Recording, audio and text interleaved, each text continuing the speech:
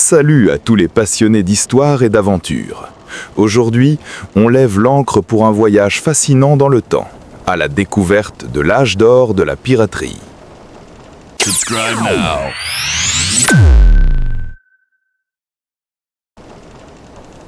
Oubliez un instant les perroquets sur l'épaule et les cartes au trésor fantaisistes. Nous allons plonger dans la réalité brute et passionnante de ces hors-la-moi des mers, qui ont terrorisé les Caraïbes et au-delà. Qui étaient-ils vraiment? Des marins désespérés, des rebelles fuyant l'autorité ou simplement des opportunistes avides d'or? Accrochez-vous, car l'histoire de la piraterie est bien plus complexe et captivante que vous ne l'imaginez. Notre histoire commence à la fin du XVIIe siècle. Les grandes puissances européennes, comme l'Espagne, l'Angleterre et la France, se disputent le contrôle des richesses du Nouveau Monde. Des flottes entières, chargées d'or, d'argent et d'épices, traversent l'Atlantique. Pour ces empires, c'est une source de richesse inouïe. Pour d'autres, c'est une tentation irrésistible.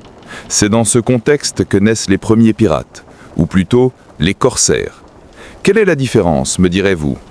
Eh bien, un corsaire est un pirate avec une permission. C'était un capitaine de navire privé autorisé par son gouvernement, via une lettre de marque, à attaquer les navires marchands d'une nation ennemie. Des figures comme Sir Francis Drake pour l'Angleterre étaient des héros nationaux pour les uns et de diaboliques pirates pour les autres, notamment les Espagnols. Mais les choses changent au début du XVIIIe siècle. Les guerres entre empires se calment, les traités de paix sont signés et des milliers de marins et de corsaires se retrouvent sans emploi. La vie à bord des navires de la marine royale ou marchande était incroyablement dure. Salaire de visère, discipline de fer, nourriture infecte et risques constants. Beaucoup de ces marins, confrontés à la pauvreté et à l'injustice, décident de prendre leur destin en main. Ils rejettent toute autorité et déclarent la guerre à tous les pavillons. C'est le début de ce que nous appelons l'âge d'or de la piraterie. Une période explosive qui ne durera qu'une vingtaine d'années, de 1713 à 1730 environ, mais qui marquera les esprits à jamais. Alors, à quoi ressemblait la vie sur un navire pirate? Contrairement aux navires militaires, la hiérarchie y était beaucoup plus démocratique. Le capitaine était élu par l'équipage et pouvait être destitué s'il perdait leur confiance. Son autorité était absolue uniquement pendant les combats. Le reste du temps, le véritable chef était le quartier-maître, également élu, qui s'occupait de la discipline quotidienne et de la répartition équitable du butin. C'est l'un des aspects les plus surprenants. Les pirates avaient un code de conduite, le fameux Code des pirates. Chaque navire avait ses propres articles, signés par tous les membres d'équipage. Ce code régissait tout.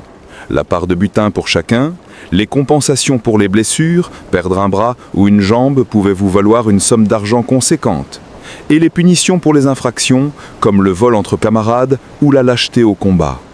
La vie quotidienne était rythmée par l'entretien du navire, la surveillance de l'horizon et de longues périodes d'attente. Quand un navire marchand était repéré, la stratégie était cruciale. Le but n'était pas de couler le navire, mais de le capturer avec le moins de dégâts possible. Les pirates hissaient souvent un pavillon ami pour s'approcher sans éveiller les soupçons. Puis, au dernier moment, ils arboraient le Jolly Roger, le fameux drapeau noir à tête de mort. Rien que sa vue suffisait souvent à provoquer la reddition immédiate. La réputation de violence des pirates était leur meilleure arme. Un équipage marchand savait qu'en se rendant sans combattre, il avait de bonnes chances de s'en sortir vivant, parfois même en se voyant proposer de rejoindre les pirates. En revanche, résister signifiait souvent un combat sanglant et aucune pitié. Parlons de quelques figures légendaires. Impossible de ne pas mentionner Edward Teach, plus connu sous le nom de Barbe Noire. Son apparence était terrifiante. Une immense barbe noire tressée, dans laquelle il coinçait des mèches de canon allumées pendant les combats pour s'entourer d'un nuage de fumée diabolique. Barbe Noire était un maître de la guerre psychologique. En réalité, il y a peu de preuves qu'il ait beaucoup tué de monde de ses propres mains. Sa réputation suffisait. Il a même réussi l'exploit de bloquer le port de Charleston, en Caroline du Sud, prenant des otages parmi les citoyens les plus riches pour obtenir une rançon sous forme de médicaments. Il y avait aussi Calico Jack Rackham, plus célèbre pour son pavillon, une tête de mort avec 2 sabres croisés, et pour avoir eu dans son équipage 2 des femmes pirates les plus connues de l'histoire, Anne Bonny et Mary Read. Ces 2 femmes, qui s'habillaient et se battaient comme des hommes, ont brisé tous les stéréotypes de leur époque. Leur histoire est un mélange de romance, de trahison et de courage exceptionnel. Elles ont prouvé que la piraterie n'était pas exclusivement une affaire d'hommes. Un autre personnage fascinant est Bartholomew Roberts, surnommé Black Bart. C'était un pirate atypique. Il était toujours élégamment vêtu, ne buvait que du thé et interdisait les jeux d'argent à bord de son navire le dimanche. Mais ne vous y trompez pas, il fut le pirate le plus titré de l'âge d'or, capturant plus de 400 navires en seulement quelques années. Sa mort en 1722, lors d'un combat contre la Royal Navy, est souvent considérée comme marquant le début de la fin de cette période dorée. La fin de l'âge d'or fut rapide et brutale. Les nations commerçantes en avaient assez de voir leurs profits partir en fumée. Elles ont lancé une campagne massive de chasse aux pirates. Des gouverneurs comme Woodes Rogers aux Bahamas ont offert le pardon royal à ceux qui renonçaient à la piraterie, tandis que les plus récalcitrants, comme Barbe Noire ou Calico Jack, ont été traqués, capturés et exécutés. Les pendaisons publiques étaient des spectacles destinés à dissuader quiconque voudrait suivre leur exemple. En quelques années, les Caraïbes furent nettoyés de la menace pirate. Mais alors que la piraterie réelle disparaissait, la légende, elle, commençait à naître. Et cette transformation est en grande partie due à un livre, publié en 1724, sous le pseudonyme de Capitaine Charles Johnson, l'histoire générale des plus fameux pirates.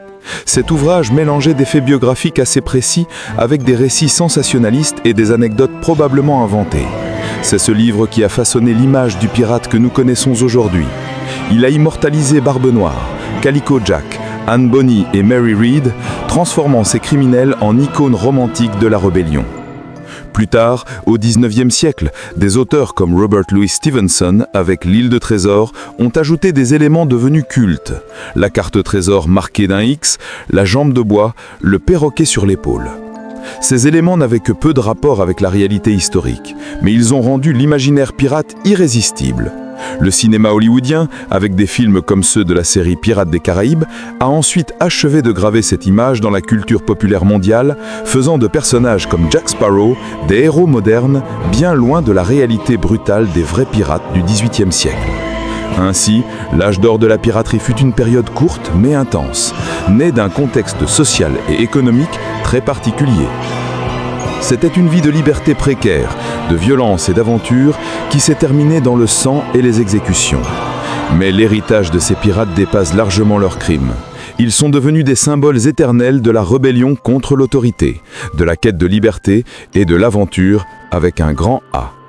Une vraie histoire qui, par la magie de la littérature et du cinéma, s'est transformée dans une légende immortelle.